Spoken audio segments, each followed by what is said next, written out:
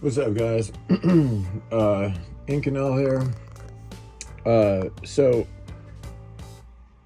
as I continue forward into my holy grail favorite build, my, the best, your buy once, cry once, spare no expense build, where you replace perfectly good parts like dust covers or magazine release buttons or deflectors or forward assist, or you know what I mean, just shit that works fine, perfectly fine, but because it's in black and your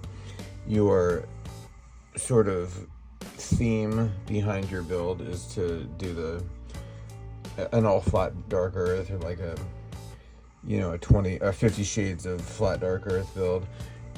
Just something that's always been kind of like an obsession with mine. I've always wanted like to build a rifle like this, and so I did. And at some point, I had the EXPS 3.0, the reticle with the circle dot, and I had the riser. I had the Unity fast riser, not the Omni that's seen here. I had the G43. But I had them in black, right? And I had those going into my Spear LT build. And when when you first buy a rifle, it's like an expense, it hits you in the wallet and you're like, oh, wow. You try to save money wherever you can. Well, at first, actually, I started with a Aimpoint Comp M5, right? But then, I'm just a huge EOTech holographic sight. I love the big window. Anyway, so I had these laying around, and those were going to do the trick, and so I got the Ranger Wrap, multi-cam Ranger Wrap, and I'm sure you guys have seen the videos with this rifle with the Ranger Wrap multi-cammed optics assembly.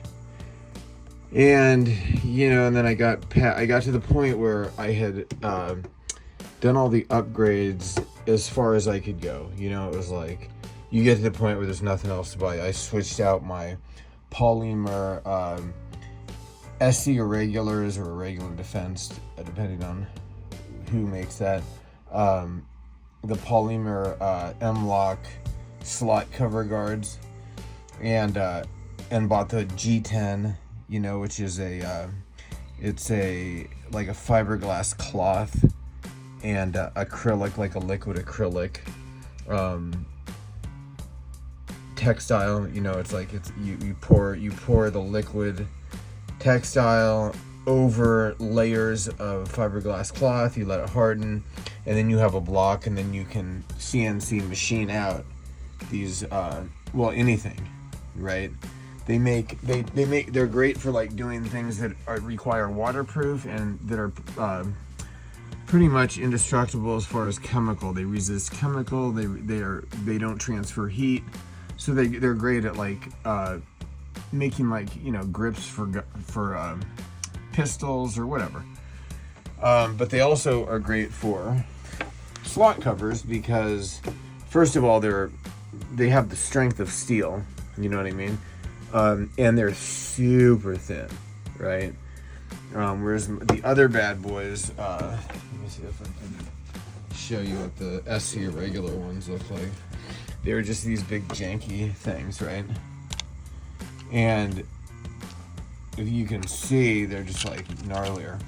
And those actually, when you put them around a circumference, they actually increase the size of the circumference. So it's like your hand winds up feeling like it goes from like holding like a, something that's not quite as thick to like a big fat thick sausage.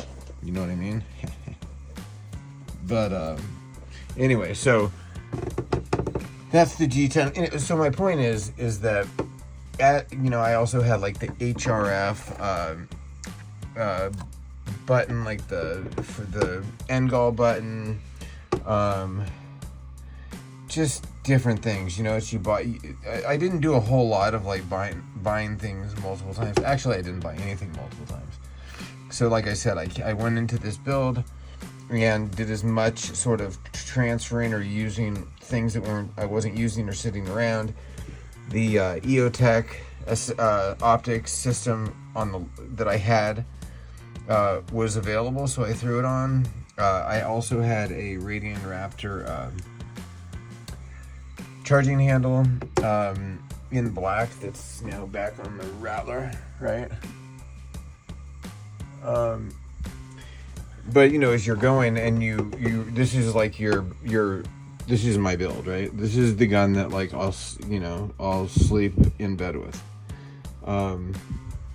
And it's just the love of my life, right? So I will kill people for it. Just kidding. But it's a beautiful gun, and so my point is that I'm now to the point where I've lost things that I can change, right? And so now I'm at the point where I noticed that Geissele had some QD mounts, some like swivel mounts, and I'm like, oh, those are dope. I especially liked them because the color, right? Remember I told you I'm on the 50 Shades of Flat Dark Earth sort of theme, and I saw these things, and these are these forged sling or swivel swing whatevers.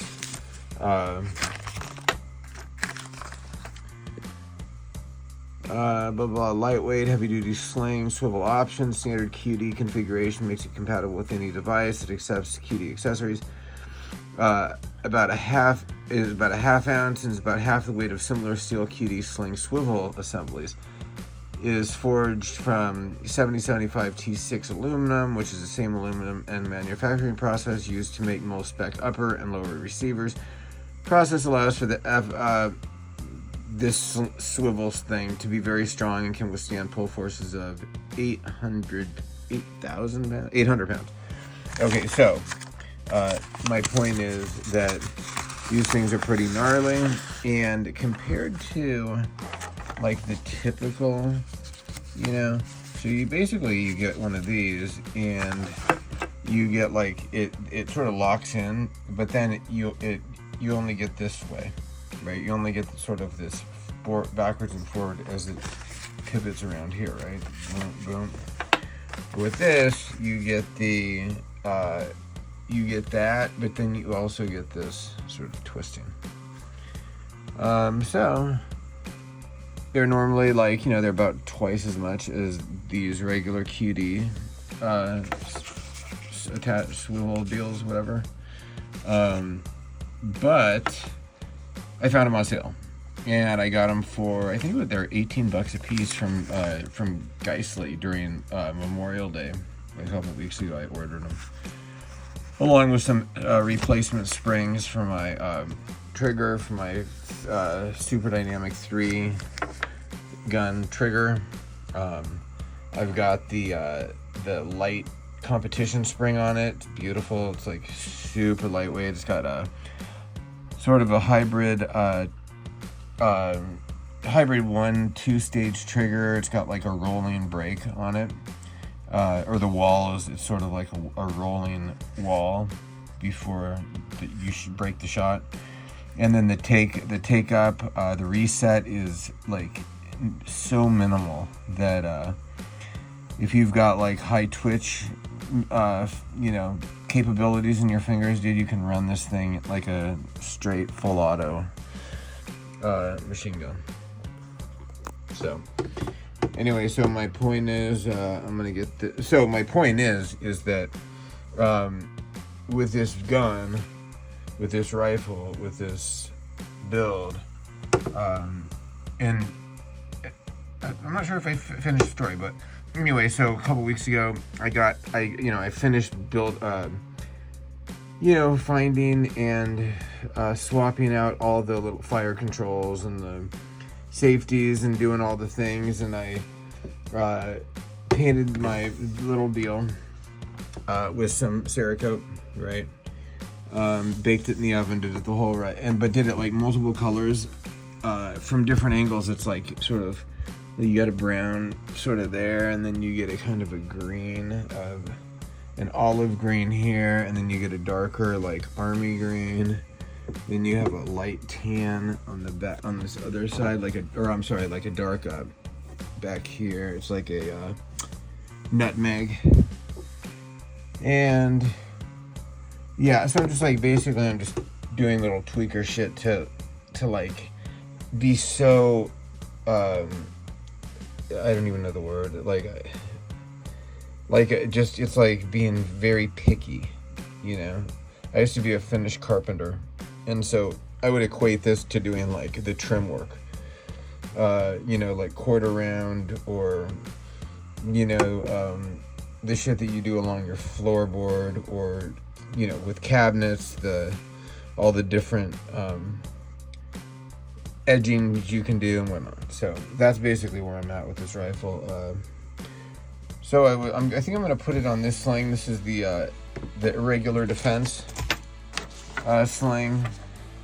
I think I'll put it on this thing. I was gonna put it on this guy right here. This is a Rain Tactical. It's a really decent sling. It's got this buckle thing, so you can like completely disattach, and only this would be attached to your QD attachment on your gun, so in case you had to break free. I think this is the issued for the U.S. Marines. This is their issued. Maybe if you know, drop a comment. But this is the Rain Tactical. Let's see. Yeah, Rain Tactical, whatever. I was gonna use that, or I was gonna use this one, this GBRS one. I got a 3 GBRS, a multi-cam camel, I think this is a Blue Force gear, Haley Strategic. So anyway, I almost wanted to go with just this brown. I'm as this build has gone on, I've really started to love the just the normal colors, the solid colors. You know, I'm just at first, like when I first bought this light, I bought the tail cap, I was bummed because the anodized was just so like, it just looks so raw, you know. But now it's like, as this gun has come together, I just love the fact that like Unity's flat dark earth is like gold, right? And it's a little bit goldier than Forward Control's flat dark earth, which also is a gold, but not quite. Unity's gold on their hot button isn't quite as gold as their fast mounts, right?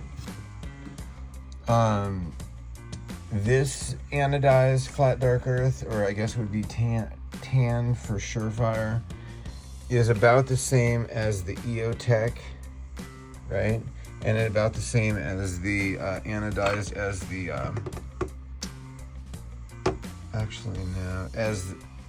this is Parker Mountain Machine. Oh, as Parker Mountain Machine's bad lever, right? It's almost got that seal, and you see the bad lever there, and then the also the Reptilia. I guess it's clear. They call it clear, anodized clear. So, and I took this thing off. This was black, and I just sanded it. So this thing is, oh, there's some of that brown shade that I was talking about. So yeah, this thing is coming together quite nicely. I'm pretty hyped on it. So anyway, yeah, just thought I'd make a video, believe it or not, on swivel sling QD sling detachments, just because I'd never seen anything quite as dope as those. Actually, now come to think of it, look at the anodizing on this is the exact same anodizing as Parker Mountain Machines. right? That's pretty tight.